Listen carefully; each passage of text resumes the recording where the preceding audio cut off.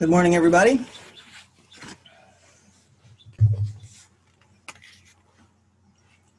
Well, today we take up the next of our gates on the 108 Gates of Dharma Illumination, and today we are at Gate 43, which is the pursuit of abundant knowledge.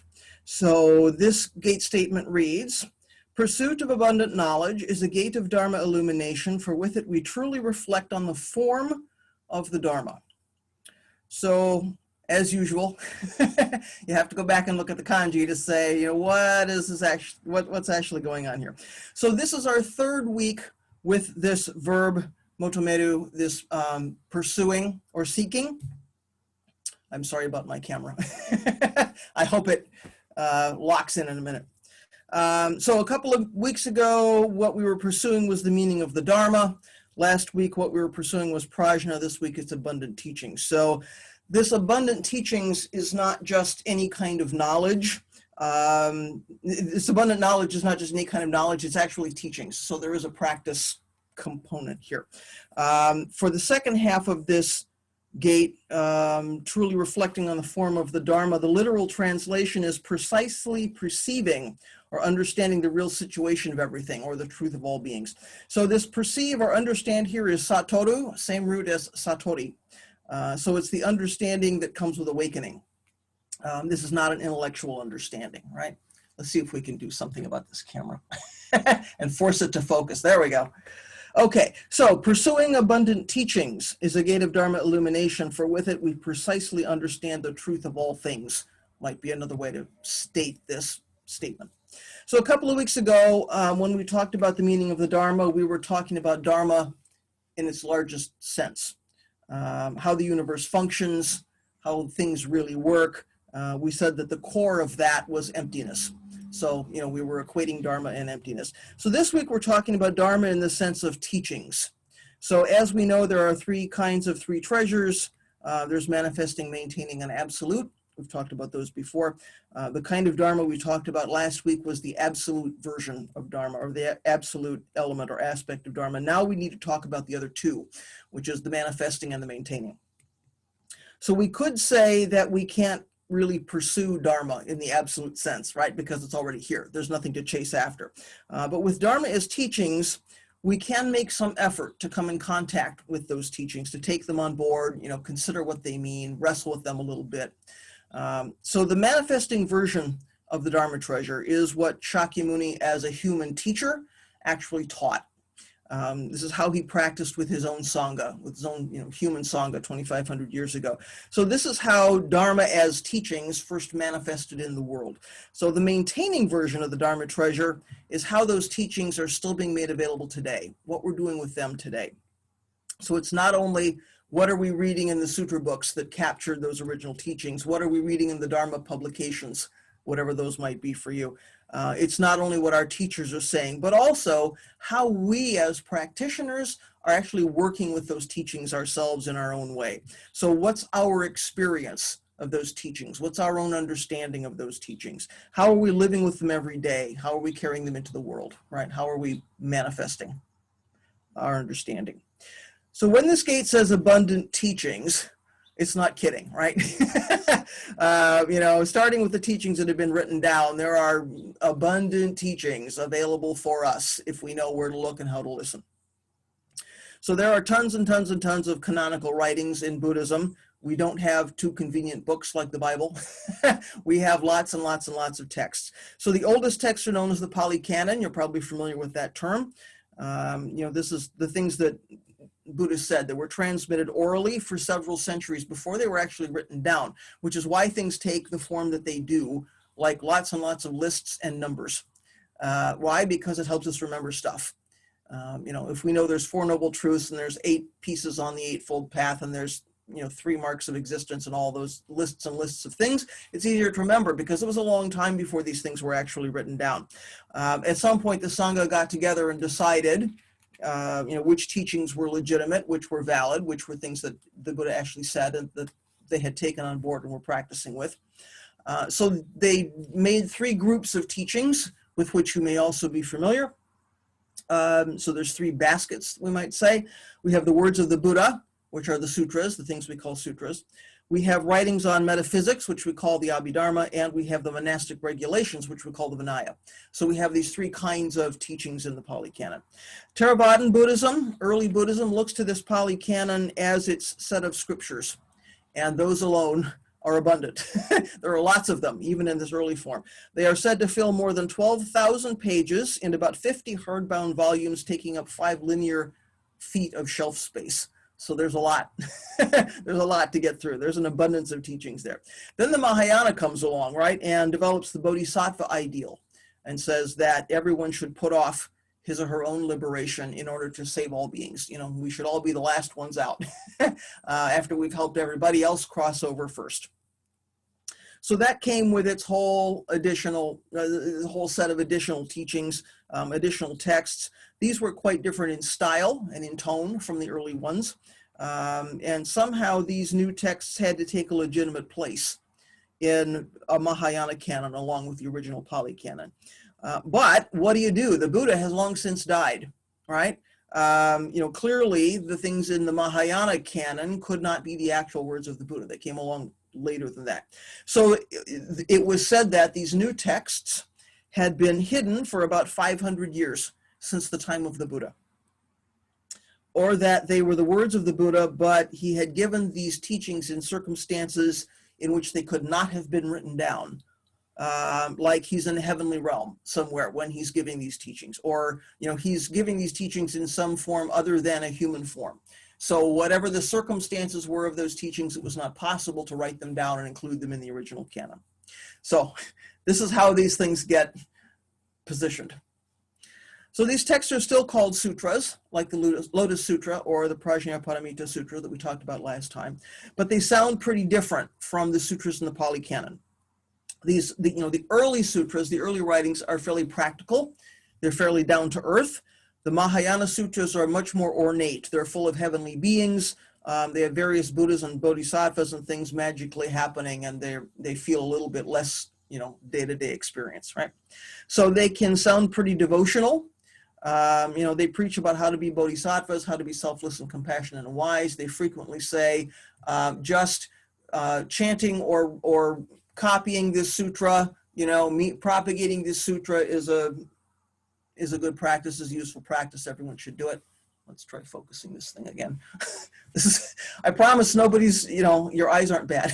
I don't know why my camera's doing this to me. Okay, so on top of all of those texts, over time, of course, various other kinds of writings have come to be important to us as practitioners. Depending on your sect, depending on your lineage, depending on your circumstances, there may be certain texts which are, in addition, important to you in your practice. So, of course, everything had to be translated. All of these texts had to be translated as Buddhism moves across the world, you know, down the Silk Road into China, into Korea, Japan, Tibet, right? So all of these texts have to be translated as they go along. Things get changed in translation, right? Syncretism happens. Buddhism runs into the practices and the cultures that were there in these new lands as they arrive. So of course some change happens.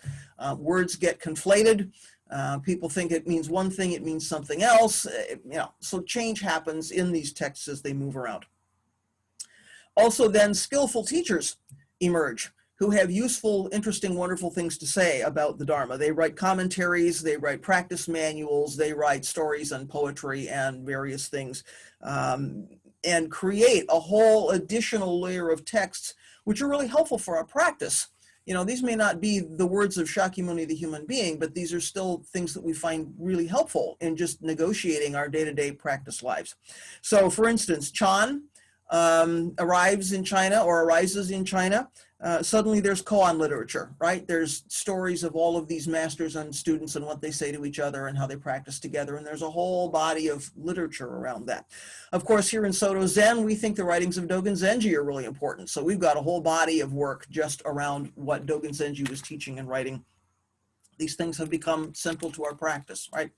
So, you know, one of the reasons we have so many teachings and texts is that we consider to be important the actual nature of Buddha's awakening. So he didn't have some magical experience that was reserved only for him, right? We hear, one of the first things we hear is Buddha woke up and we can also wake up. What he was doing was not something which was reserved only for him.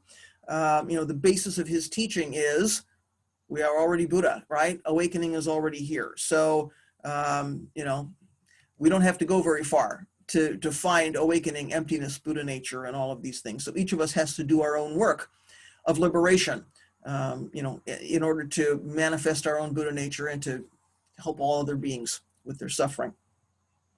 So if Buddha is not the only one receiving some kind of special revelation or special teaching, then the teachings of his disciples and the practitioners who come along in this tradition can be, completely legitimate down to the modern day. We can take these texts as being helpful and useful and legitimate because we are all experiencing Buddha's awakening in this way.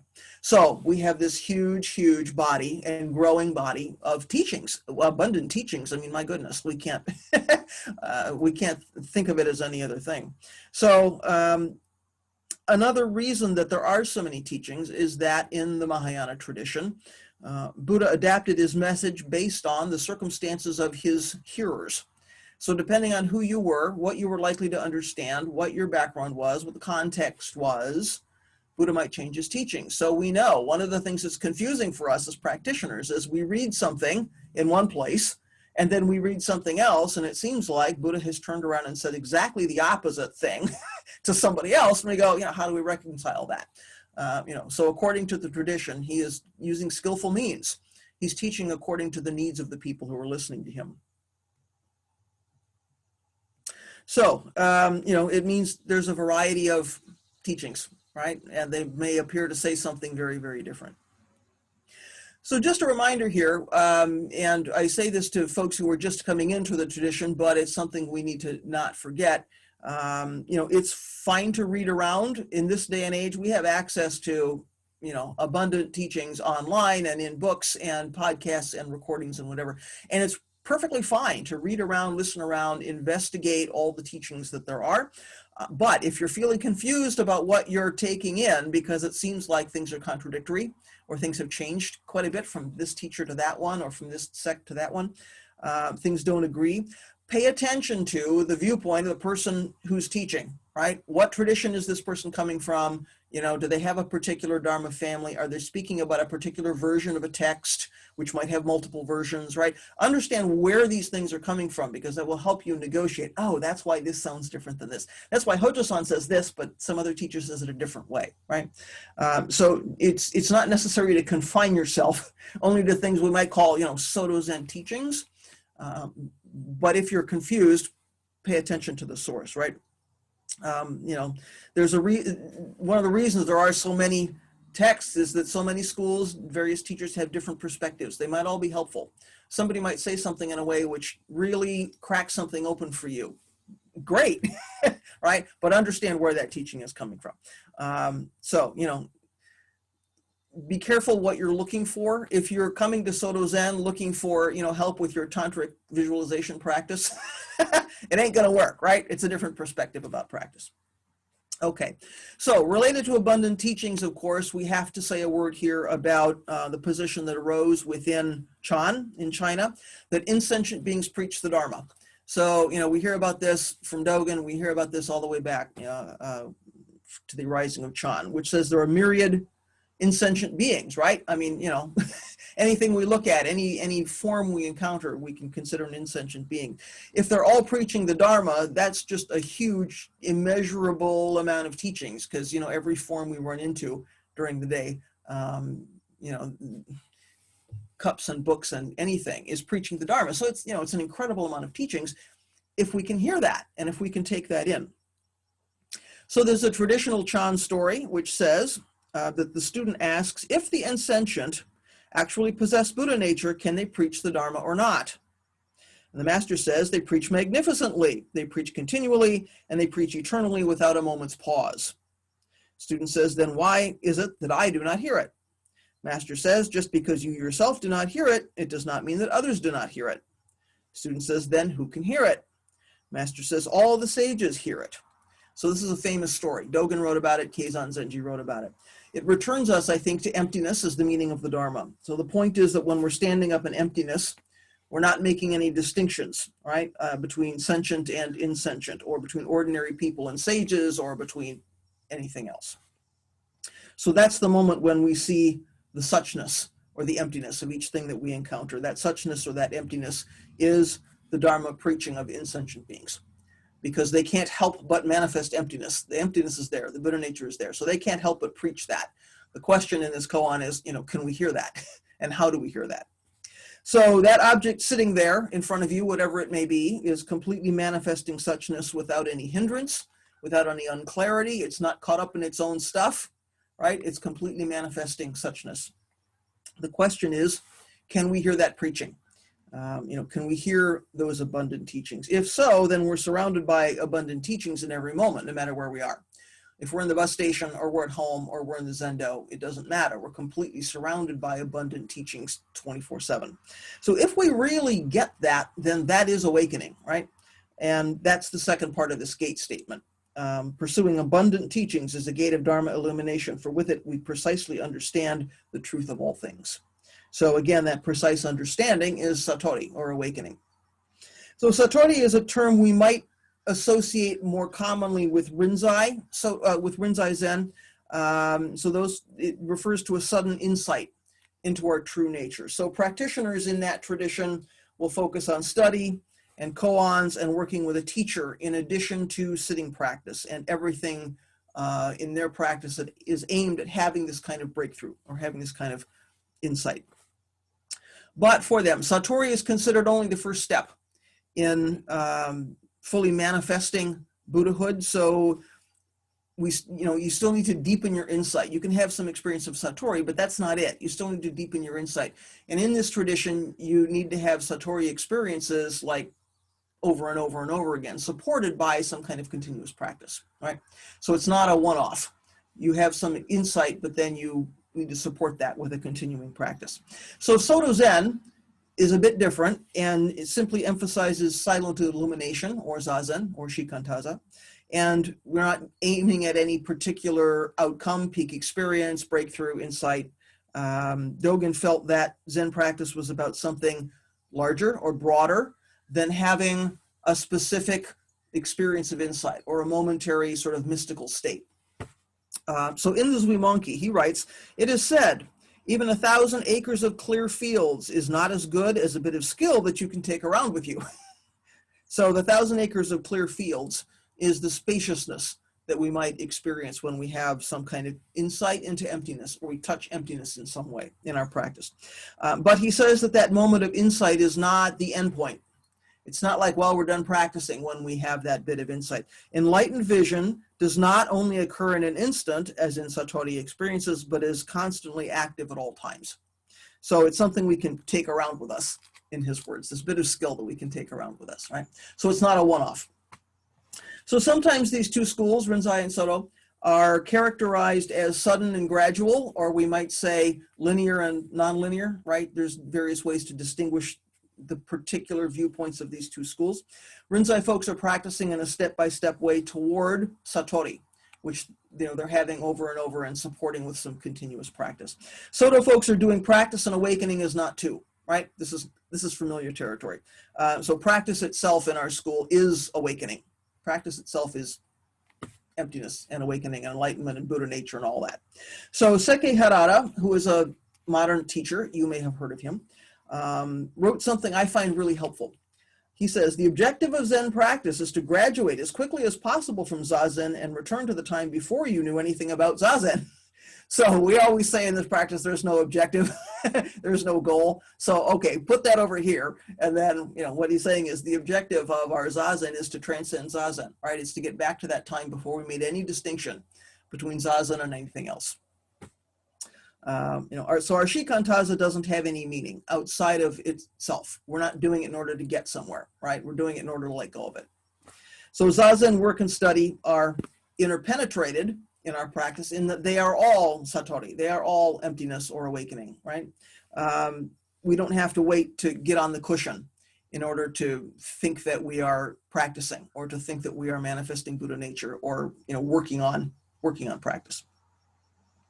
So we can be receiving abundant teachings and manifesting awakening at any time, in the midst of any kind of activity, in the midst of any part of our day. All the functions of body, speech, and mind, we could say, are awakening, right? Everything we're doing is awakening. So in any case, Satori is about seeing emptiness, which everybody can agree on. No matter what our particular school or sect within Zen, we can all agree. Emptiness is at the middle of this thing. So in the world of Soto Zen, Satori is the same as Bodhi, right? Awakening. So a state of mind that's fully and accurately aware, as when one is awake rather than asleep or dreaming. To have or be in a state of Bodhi or Satori is to be a Buddha, an awakened one, free from delusion that characterizes living beings. So this is what actually Soto Shu says, right, about Bodhi or Satori. So in the broadest possible sense, emptiness or awakening or Satori are already here. So we know we don't need to sit zazen, open the hand, drop off body and mind, spend time with sutras, do mindful work, right? In the broadest possible sense. We don't need to do any of those things to acquire something called awakening. And yet, can we say, in the midst of all of that activity, that we precisely understand the truth of all beings, which is what this gate statement says? Most of the time, no, because we're limited human beings, and our practice is endless, and our vows and repentance are endless. So most of the time, we can't stand up in the middle of that and say, we truly understand precisely the truth of all beings all the time. So we immerse ourselves, right, in the abundant teachings, whether that's in the form of Dharma study, reading Hojo-san's books, or studying something in a group, or studying by ourselves, or in the form of dropping off our self-involvement so that we can hear insentient beings preaching the Dharma. So whatever form that study takes, whatever form our activities take. In other words, we are not separate from emptiness, right? But we usually aren't aware that we're not separate from emptiness. So in our day-to-day, moment by moment, going forward, one step at a time, we tend to forget about emptiness. So in Dogen's Genjo Koan, there's a famous section about the bird's domain being the sky and the fish's domain being the water. We've probably all run into that. The point of that section being that it's not possible for them to step outside of their domains to understand them. The bird can't step outside of the sky to understand it. The fish can't step outside of the water to understand that either. So that's a description of our life in suchness, our life in emptiness or awakening. We can't understand emptiness or the precise truth of all things by stepping outside of it. Instead, the way we understand it is to completely become integrated with it, right? To completely understand that we're not separate from that. So again, in the broad perspective, there's nothing we need to do. We're already integrated with the universe. We're already not separate from the universe. But our limited perception means we don't see that. We don't understand it. So an important point here is that, limited perception doesn't hinder universal self, or hinder emptiness, or hinder awakening. Just because we can't see it doesn't mean we're not connected with it, and that it's not there, and that it's not functioning in all the ways that it needs to function. And it's the same with the abundant teachings being preached by insentient beings. So as it said in the story that I talked about earlier, they preach magnificently, they preach continually, and they preach eternally without a moment's pause.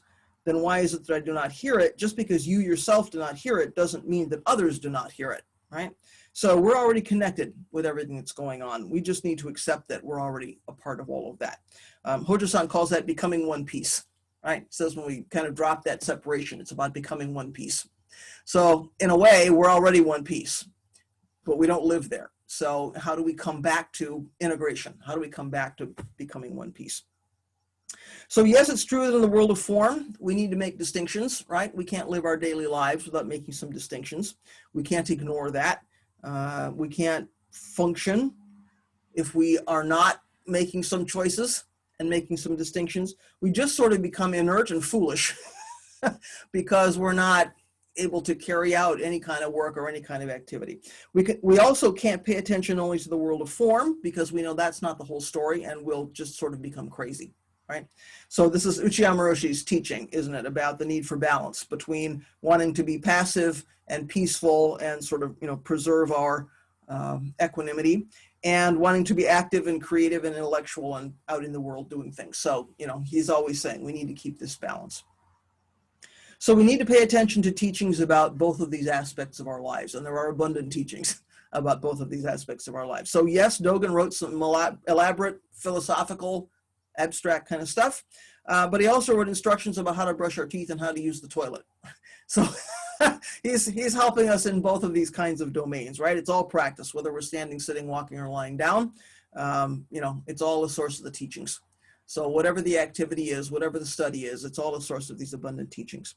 So precisely understanding the truth of all things is being free from delusion and being free from the underlying three poisons. So it's about giving up attachment to small self.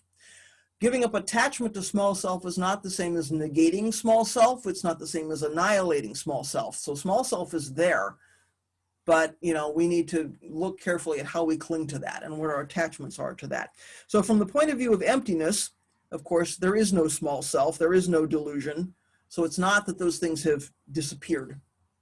It's just that we've put boundaries around things in our lives. We've put boundaries around our experiences. We've made them discrete and distinct, and then we've kind of separated ourselves from them. So we've given them names, we've given them forms. Now we start clinging to them, right? We know as soon as we, the way to be in a relationship with something is to create separation from it. There's me, and then there's this thing that I'm acting on or seeing or, whatever. As soon as we drop the boundary, as soon as we open the hand and drop the distinction and become one piece, now there's no separation of subject and object, right? So, we stop clinging. So Satori is a return to our original condition, where we deeply understand how our perceptions and our attachments arise. We see how these things have no substance. We see how they have no self-nature. In other words, we see the emptiness of them, right? So ironically, then, one of the attachments that can arise is our attachment to awakening, our attachment to some experience of Satori. So when we have some kind of opening, something cracks, we don't want to let go of that experience. Because you can feel that there's something important happening here, and it's like, I see something differently, and we really want to cling to that experience, right? That experience is fading, and we don't want to let go of it. In some way, we want to have another experience like that. So in a way, it can be motivating. You want to get back on the cushion, you want to keep practicing because you want to have that experience, but you're clinging to it, right? You can't let go of it. And so in that way, insight can impede insight. Right? We're clinging to something. We've had some opening experience, something's cracked, and we just can't let go of it. That in itself is a hindrance, right? So it's really kind of ironic. Our insight can impede our insight. It's kind of the opposite of using form to transcend form, right? Or using the abundant teachings to transcend the abundant teachings. We're not transcending it, we're clinging to it, right? So in addition to 5 skandhas clinging to these limited 5 skandhas, now we have 5 skandhas clinging to emptiness. So we're layering kind of one kind of clinging on top of another. So we have to pay a little bit of attention in our practice. So Bankei was a wandering Zen master in the 17th century. And he said about this, since your unborn Buddha mind hasn't been realized, you can't manage smoothly in your daily affairs. In exchanging it for something like the empty sky, you're obscuring the marvelously illuminating Buddha mind. So since we're not yet able to see through all our delusions and the stuff that arises on a day-to-day, moment-by-moment basis from the 3 poisons, we have suffering in our daily lives. We can't function smoothly in our daily lives. Instead of clinging to forms, we cling to the empty sky. And in this quote, the empty sky is in quotes, right? So this empty sky is non-attachment, satori, some kind of awakening, right? Emptiness. We're just trading one delusion, one attachment for another. So we're trading the day-to-day, moment-by-moment stuff that happens in our own suffering based on 3 poisons. We're going to trade that for clinging to the empty sky or clinging to emptiness. So we can actually become attached to non-attachment, which is ironic, right? We're stuck. We've gotten ourselves stuck in our own practice. So non-attachment doesn't mean we don't have a direction. Doesn't mean we don't have any goals. If we didn't have some aspiration or vow, we could ignore all these abundant teachings and what they point us to. We would just miss the whole thing. So what's missing is our preoccupation with the goal. While we're carrying out that activity, whether or not we've achieved that activity, we're not clinging to the goal of that activity. Because as soon as we cling to the goal, we're unable to be flexible. Something might change as we're carrying out that activity. And, if we're unable to modify what we're doing to get to the end point, whatever the end point is, of course, we're not going to be successful. So whether or not we reach the goal, we're not clinging to the goal. Doesn't mean there isn't one or that there isn't some direction. What's also missing is any effect of the success or the lack of success on our self-esteem or on our self-image, right? In other words, we're not using this activity to build our own identity. And we do it all the time, don't we? So that doesn't mean we don't take our practice seriously or that we don't take our life activities seriously. Dogen even took going to the toilet seriously. He took it seriously enough as a practice to, give us some instructions on it, right? So it doesn't mean we're not paying attention to what we're doing or that we don't care. We just hold it lightly. Our activity is an expression of our universal self, whether or not we're conscious about that or we're making some attempt to do that. It's also a complete manifestation of individual self. So both of these things are happening all the time. And our activity doesn't have to have some large meaning outside of itself.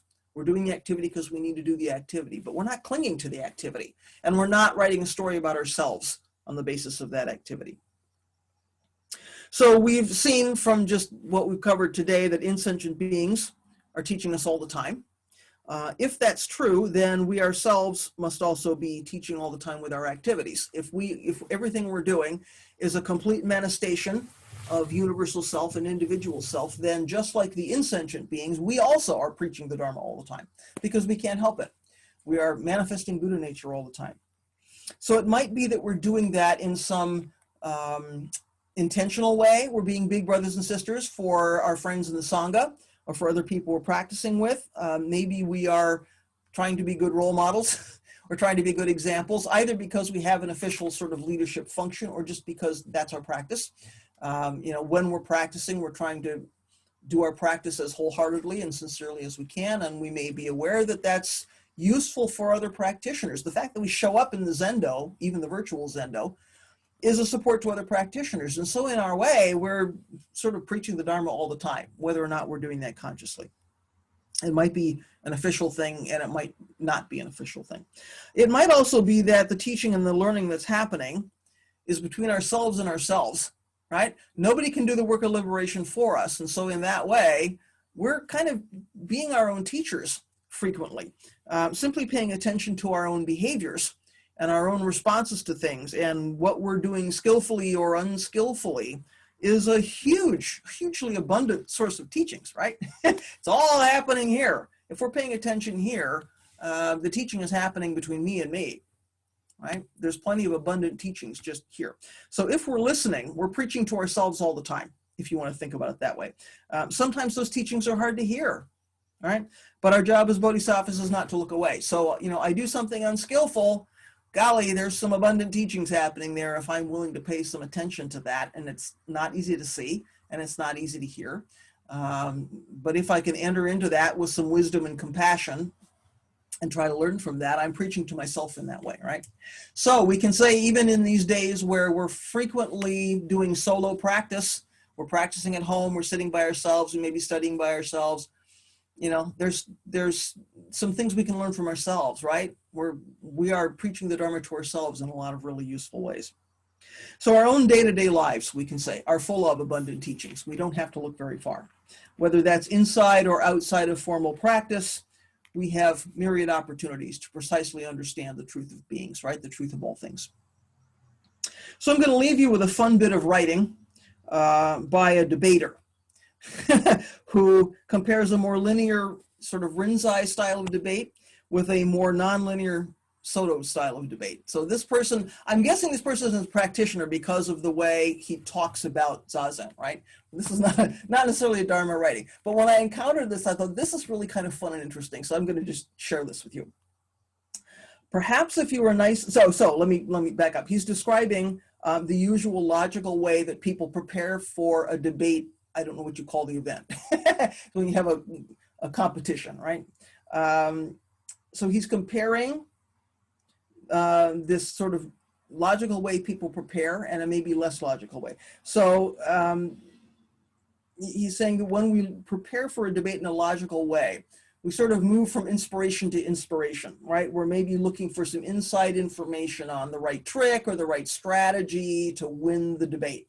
So, you know, we're looking up the facts and we're putting the argument together, and we're kind of doing that from here, and it's kind of a linear thing, right? So he says, perhaps if you were nice enough or lucky or attractive, one of the enlightened masters will take you aside and confer upon you the transmission of the secret truths that will bring you enlightenment. They will help you figure out the trick to it, and you can one day, in one round, in one speech, hit Satori, and the debate world will crack like an egg. This writer compares that with what he calls the Soto style. Soto debate is a bit rarer.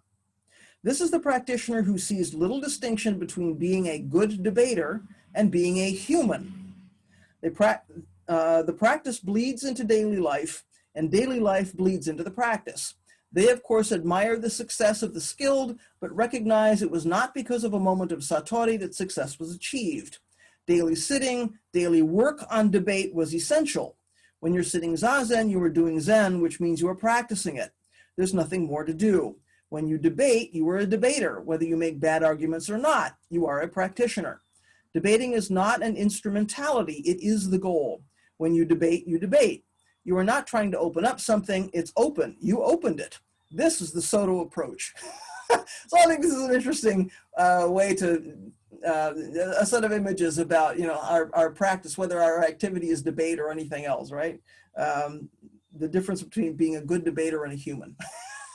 So for what that's worth, we can take that, you know, into our day-to-day activity and see what we think about this, where we find abundant teachings, how we practice with abundant teachings, and how we transcend teachings to see the precise truth of each thing as we encounter it. So let me stop there and see what you would like to say about abundant teachings, or about the precise truth of all beings, or maybe you're a debater and you have some insight into that fun little piece of text. What would you like to say this morning?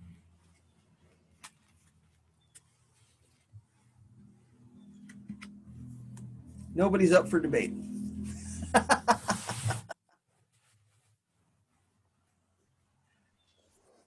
Mark, please. So form is emptiness and emptiness is form. If we look for the principle for emptiness or the principle of form, is it either empty or does the principle have empty? Is the principle empty or is the principle form? Yes. I think we could say both of those things because, you know, any conditioned thing we encounter, you know, there's form and there's, so in the midst of form, there's emptiness. So, you know, a principle is my construction, right? A principle is my idea. Therefore, it has some form. It's also emptiness because it's, it doesn't stand on anything, right? So this is one of the ironies of our practice or something, right? We keep getting to peel that onion. I'm not sure I've answered your question. Try again. If you want to. I don't know. That's a good place to be. That's a good place to be. We can't investigate, right? Without I don't know, we can't investigate. We can't maintain that spirit of inquiry. So yeah, that's something interesting to sit with. Other things from folks, reflections, questions, words of wisdom? I have a separate question. Yeah. I think the kanji above me is like Unborn Dharma. Oh. So and you had mentioned that as well. And I find that to be quite confusing, especially in Soto practice, that, you know, practice and enlightenment are one. We are our practice as we sit. So if practice and enlightenment are one, how can we have unborn Dharma? How can we not have unborn Dharma? There's no way for Dharma to be born because it's the beginningless beginning and the endless end. So where's the outside edge? For something to be born, there has to be a boundary. There has to be an outside edge, right? So if practice and enlightenment are not two, there's no outside edge to that. In the same way, there's no outside edge to the Dharma. Follow up, you look confused. It just, The question seems to be a metaphysical question, one of reality, one of the Dharma. And it seems that as we talk about this and we make distinctions, that's all we're doing, is just talking and making distinctions. And I mean, ultimately, we're trying to get at the reality of everything as what we sit in front of. And so my confusion is I still see that gap. I don't see where the two come together between in talking about this and figuring it out. Well, and that's huge, isn't it? And I think it's important to be confused about that, actually, because as soon as I'm saying things and talking about things, I'm lying to you, because I can't, the words can't encompass the entirety. I can't do the work for you. I can point you to something, which is, really what all the teachings are trying to do, is to point us towards something, but we have to let go. We have to open the hand for ourselves, right? So there is a huge gap. We can say there is a huge gap between, teachings and whatever those teachings are pointing to. So we have phrases like, well, it's only the finger pointing at the moon, right? The teachings themselves are not it. And yet, because we are in this conditioned human form, we need some guidance. We need some encouragement. We need some help to look at things from different perspectives, but this is why I'm saying things like using the abundant teachings to transcend the abundant teachings, right? At some point we let go of those, partly because we don't need them anymore because we can see for ourselves. But yeah, there's a huge, so in a way, spending an hour this morning talking about this thing is not useful. It's I'm layering ideas on top of your experience, and in that way it's not helpful, and in some ways it's probably harmful to you, right? It's poison to pour on top of the poison. So we can't cling to that stuff. But I think that's why our teachers are always telling us, we need to be attached not to the teacher and not to the teachings, but to the practice. I see lots of people who want to attach themselves to Hojo-san, and his message is always, don't attach yourself to me, attach yourself to the practice, right? Because we can just layer more ideas and more ideas and more ideas. So a lot of this is partly why we have to watch out for things like getting attached to non-attachment, or sort of falling in love with the practice. I mean, I freely admit, when I first started practicing, I was as infatuated as anybody. And what I was attached to was who I thought I was as a practitioner, and what I thought I was going to get out of it, and all these wonderful exotic teachings. And I wasn't using teachings to transcend teachings. I was clinging desperately to teachings, right? I didn't see the gap, which you're seeing and which you're describing. It takes some time to let go of that. So at some point we even let go of teachings. So I think you're not wrong when you say there is a huge gap between teachings, right? And what those teachings are pointing to. But if we're thoughtful and skillful about how we use teachings, that's okay, in the same way that we can befriend our suffering as a means of motivating our practice. I mean, ultimately, we'd like to let go of our suffering and get rid of our suffering. But in some ways, we can say, well, that's what gets me on the cushion. Because there's suffering in the world, I know I need to continue to make vows and do repentance and practice every day. So we're always using our karmic conditions to carry out our bodhisattva vows. I think, making use of teachings is part of that. We're recognizing that gap, and we're diving into that gap anyway. And exploring the gap can be really helpful too. So I don't think you're wrong there. Do you want to follow up before I go to Genesis? The joyfulness of doubt is quite wonderful. Yeah, doubt is really scary, and if we can turn that scary into spirit of inquiry and joy, that's a wonderful thing. Yeah, Genesis, what would you like to say? So my question is a bit unformed and kind of vague, but I've been thinking a bit during this whole talk about like beginner's mind and its relation to like studying the Dharma and like how to maintain that, because oftentimes I have an issue where like I go into teachings and I have an idea that I sometimes find that I have the difficulty of like just trying to tie things to things that I already know, and that leads to problems. And also like at the same time, I'm also thinking about what you're saying of like, you know, be aware of what tradition things are coming from. And so there's the opposite end of that too. And I don't know exactly what I'm asking, but it's like this concept that's kind of in my mind right now that I wanted to bring up and wanted your thoughts on. So, yeah. Well, we can certainly get caught up in the intellectual pursuit of Dharma, you know, and certainly doing Dharma study is very helpful. And Doju, I'm going to warn you, I'm going to pitch to you in a minute. So get ready. Because people like Doju have just spent several years, you know, doing graduate work, and we can't say that's not helpful, you know? So to have some intellectual pursuit of the Dharma and some academic pursuit of the Dharma is not a bad thing. I think where we get stuck is if we think that's the entirety, or that we can get something, you know, out of that intellectual study, which we can truly only get through our own experience. So, you know, there's nothing wrong with diving deeply into teachings and to pursue that in an organized, academic, intellectual way, as long as we're also somehow letting go of that and saying, you know, this is interesting to me, I enjoy it, it's helpful, that's great, but it's not the whole story, because somehow there has to be either getting on a cushion or doing mindful walking or some kind of practice which allows us to open the hand. So I think we need a balance of both of those things. I want to ask Doju, because you've just spent, you know, significant time in an academic Buddhist environment. Has it had any effect on your practice, or how do you see carrying both of those things?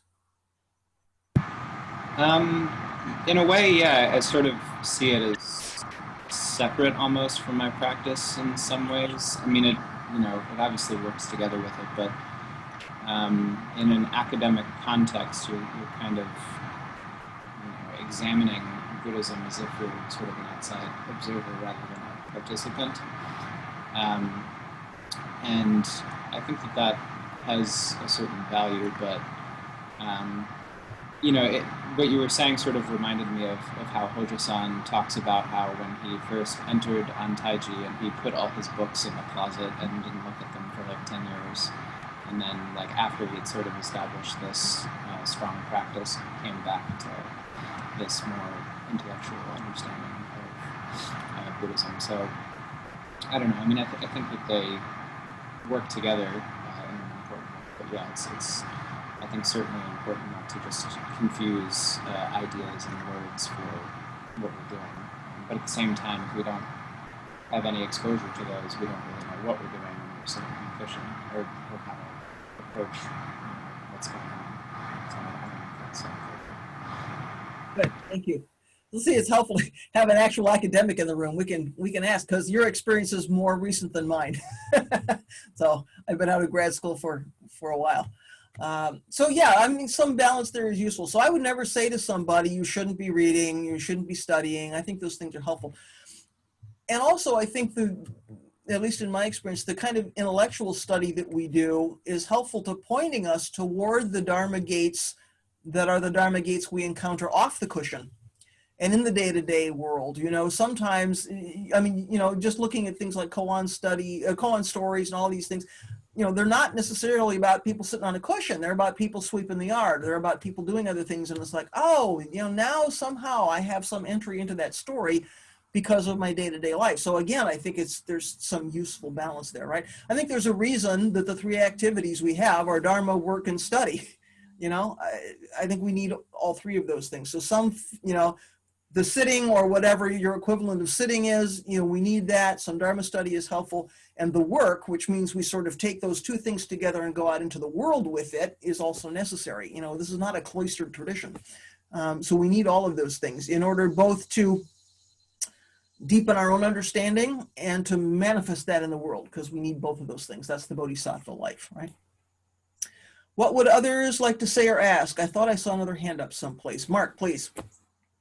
Yeah, sorry to be dominating here. I'd like to follow up with Genesis as well, because when I first started, my friend that got me involved in Zen, he gave me the best piece of advice I could ever get: don't read, just sit. And the reason was I was coming out of philosophy and academia, very inquisitive, very confrontational. And right now I have, I have a lot of big questions because I have been studying lately. I've been hitting the books, reading, etc., and this raises a lot of questions.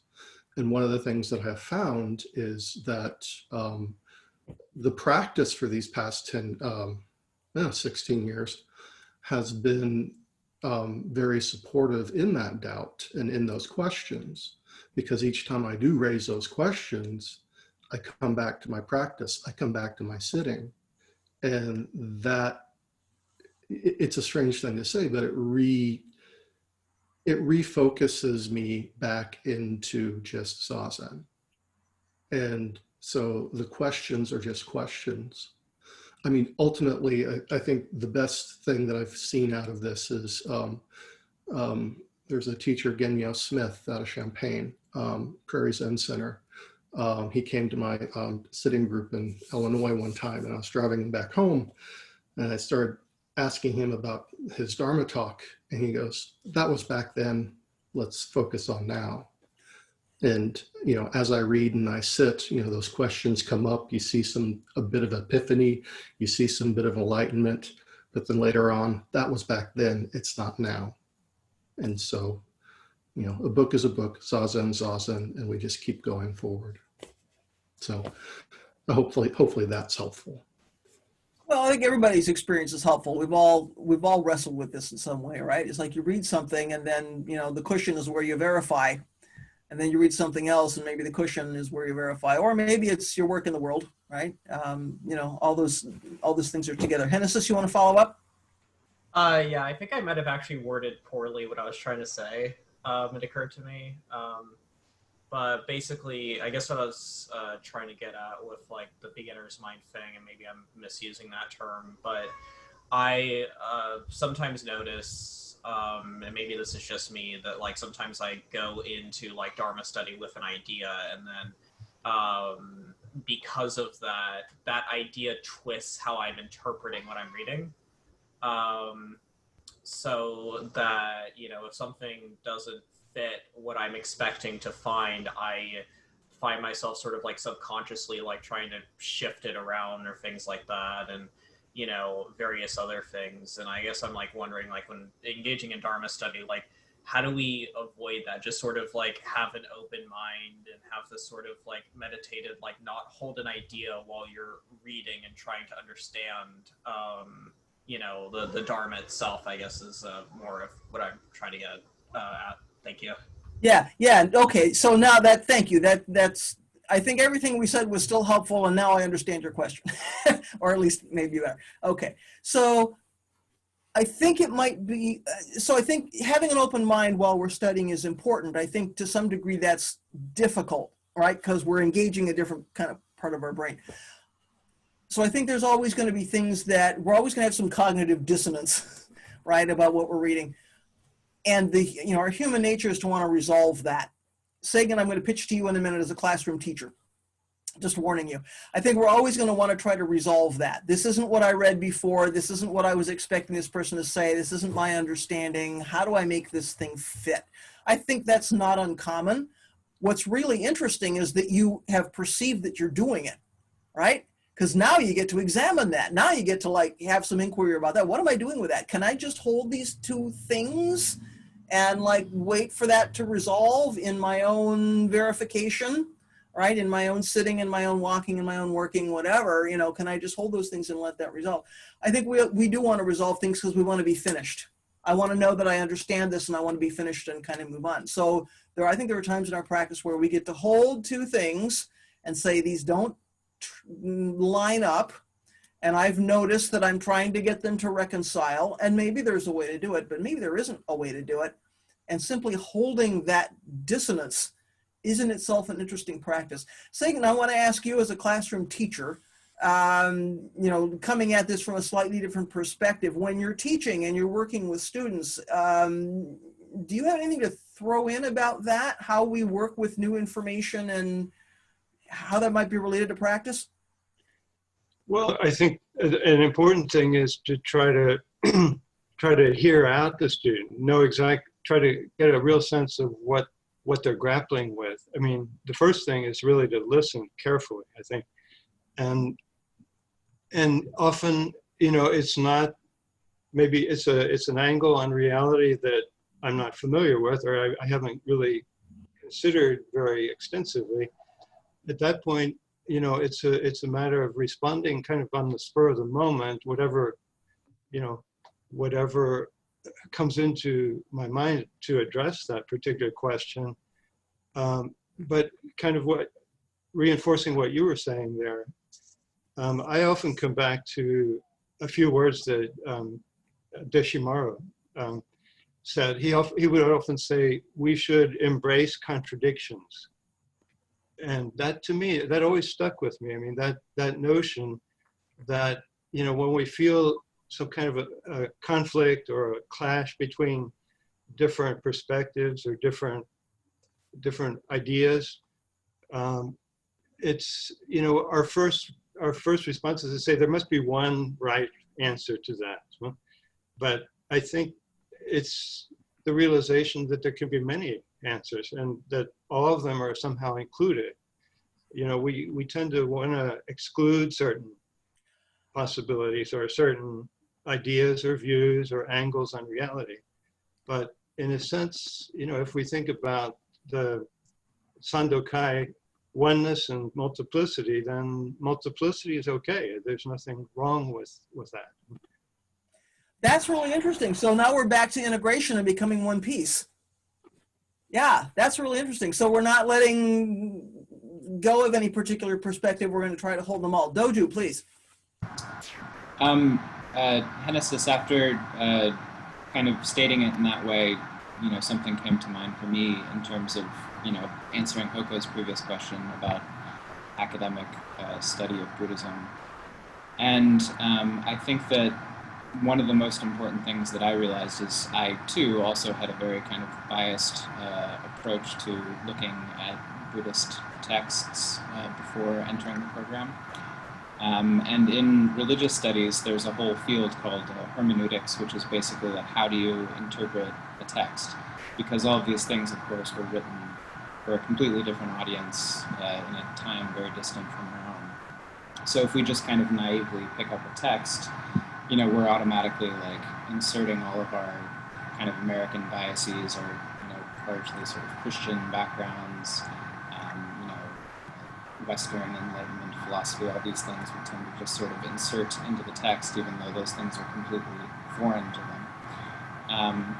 So I think that one of the really valuable things that I've picked up is what you just mentioned, is that, you know, we do tend to have these biases when we look at the text.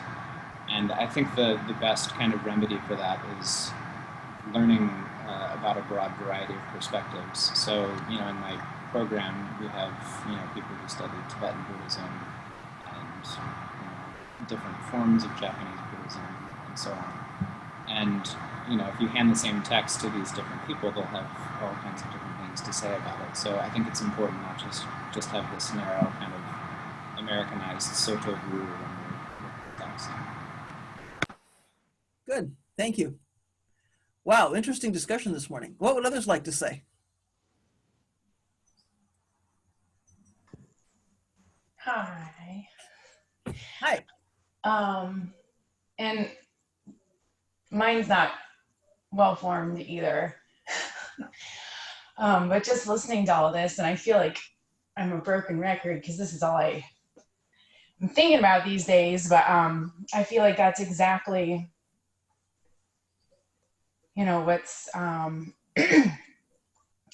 going on in our country, and, you know, with so many of us thinking about,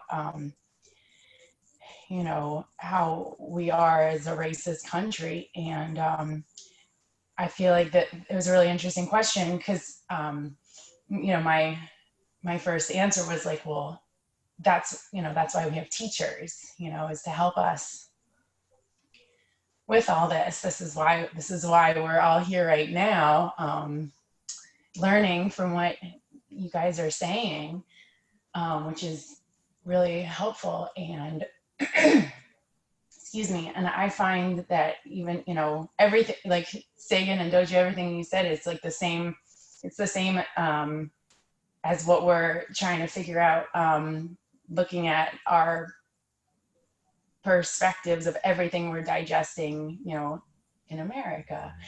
And not to get all crazy or anything, I just find, anyway, there's so much to be said about it, and I'm kind of overwhelmed, but it is about integration on so many levels. And I find personally, the more that I'm looking at it in terms of, I just forgot what I was gonna say. Hold on. The more that I'm looking at it in terms of race in our country, the more actually deeply connected to all these Buddhist teachings, and the more that I'm kind of like overwhelmed by how all the teachings that we talk about, how they can hold everything, you know, and how amazing it is to also have things that are contradictory. You know, like, yes, we're all one. But that's absolute. You can't just have absolute without, anyway, so many things. And it's making me feel such an intimacy with this wonderful tradition we have, so. Well, I wonder if the reason, you know, part of the reason we don't have so many abundant teachings is look what we're trying to describe. We're trying to describe, you know, everything there is with no boundaries. So yeah, it's what you're saying is an interesting example of form and emptiness, right? It's an interesting example of we need individual self, but we also have to recognize universal self. So, you know, we're trying to contain all of this, you know, within our practice, and there's, you know, we can apply it to everything we're doing, everything we're studying, everything we're thinking about. So I'm glad the tradition is helpful for you in navigating those day-to-day questions. Sagan wants to jump back in. Yeah, I mean, you know, speaking of contradictions, I mean, our you know, classic statement about practice, not one and not two. I mean, right there, I mean, we see in a very basic, very simple form, things that seem to be at odds with one another, not one and not two. Mm-hmm. I think so much of this practice is about being able to hold that, because, you know, as humans, we want to choose something. We want there to be one true way. And, you know, one of the things we learn from this practice is there's no one true way, because there's everything, right? It doesn't leave anything out. So that in itself can be a challenge to practice with, right? There's so much to practice with, it's hard to even know like how to practice. And so I think that's why we do something simple, like we sit down, we look at the wall, we drop our ideas about what we have to contain. As soon as we do that, it's all there. So that sounds simple, doesn't it? That's why this is a lifelong practice. Brian, please. One thing in thinking about, especially intellectually dealing with contradiction, for me, that's been helpful, is to realize that there are many ways of knowing things. There are, you know, like we're talking about practice and teaching, but, you know, that's almost like it's a switch, but it's really more, in my experience, more like a dial that you can, you know, rotate, so it can be more towards this or more towards the other.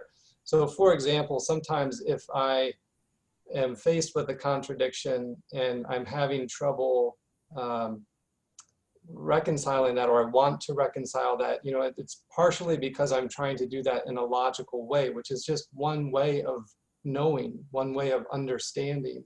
And so I try to you know, play with other ways of understanding, you know, like poetry or something, or also just saying, you know, I'm not going to keep using words to try to reconcile this contradiction. I'm going to plant it like a seed inside myself and let it go, and know that something's going to grow up from that, and that will be maybe in words, maybe it will be something else. But just that understanding that we have so many ways of understanding can sometimes be comforting to me and help me, I think, expand the way I learn things. Mm-hmm. Well, that's true. And of course, we're clinging to a goal, which is, I want to resolve this conflict. So, can we put that over here? And then, as Sagan referred to the Sandokai, the merging of difference and sameness, and there's a line in there about, which points me toward, even in contradiction, the two things that are contradicted are interpenetrated, right? We can't have one without the other. So we already know, somehow they're already interpenetrated.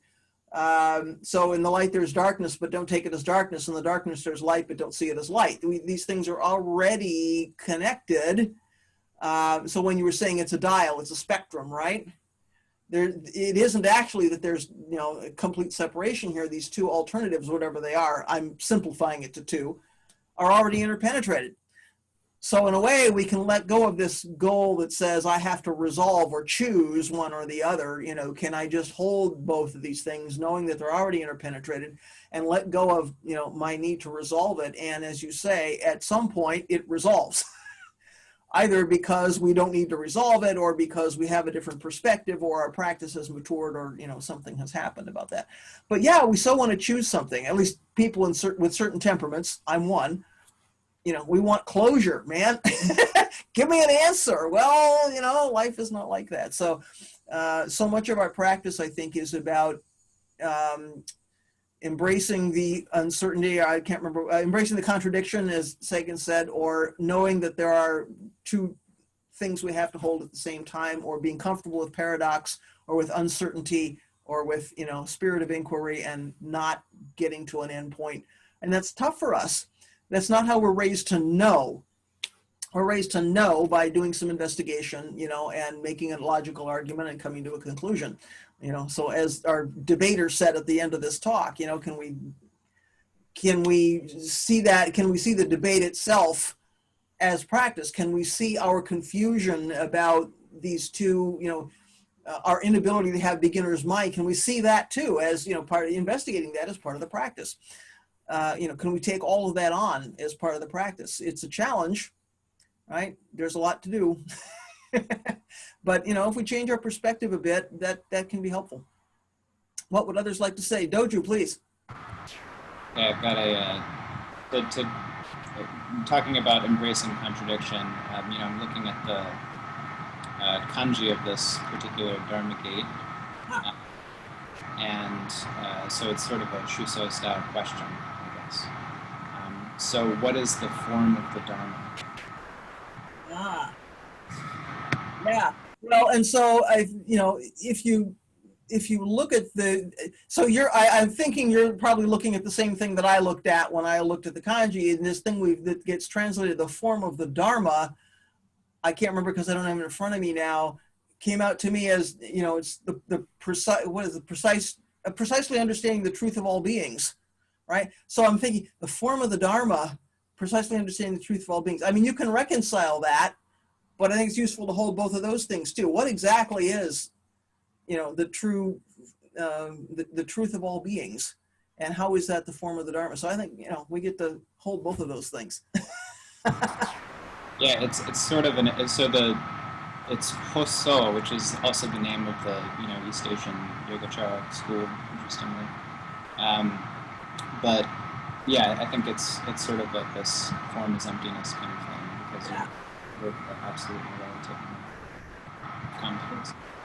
It would be interesting to see, if Dogen had in fact commented on each of these, you can imagine that he would have had fun with this one. Next week I'm going to consult, not next week, I'm going to consult with you before o'clock. You know these kanji better than I do. You can bring out some interesting stuff. That's very helpful. That's very helpful. Other things people would like to say? Or ask or reflect on? Everyone good for now?